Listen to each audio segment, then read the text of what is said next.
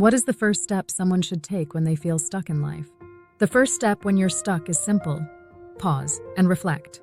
It sounds counterintuitive, but sometimes the more we try to push forward, the deeper we sink. Take a step back and ask yourself, why do I feel stuck? Is it fear, uncertainty? Or maybe you're overwhelmed by too many choices.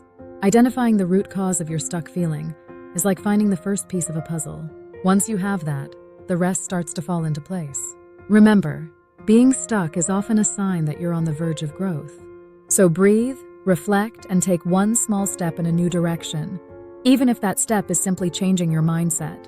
How can someone balance multiple passions without feeling overwhelmed? Balance is about prioritizing, not doing everything at once.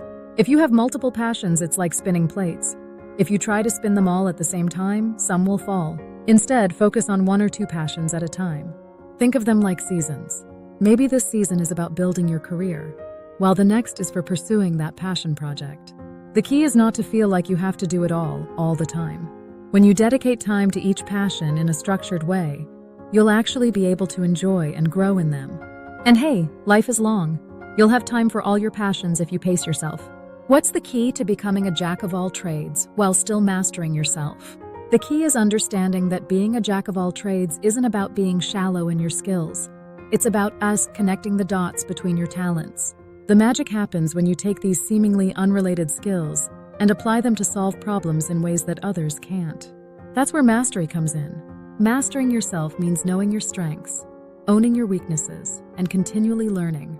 It's not about being perfect in every area, but knowing when and how to use your diverse skills to your advantage. Think of yourself as a Swiss Army knife, versatile, flexible, and always ready for the right moment. How do you deal with self-doubt when learning new skills? Self-doubt? Oh, that's a regular visitor for anyone learning something new.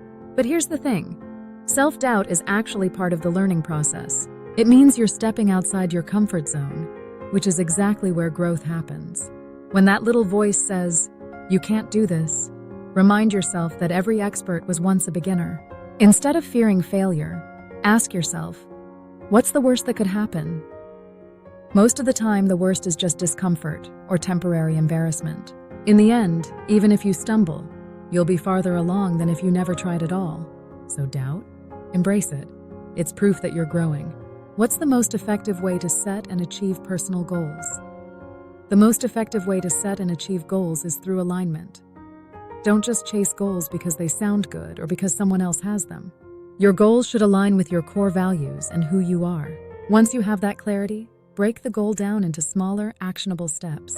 Focus on daily progress rather than the end result. Celebrate the small wins along the way. A key tip? Visualize the version of yourself who has already achieved the goal.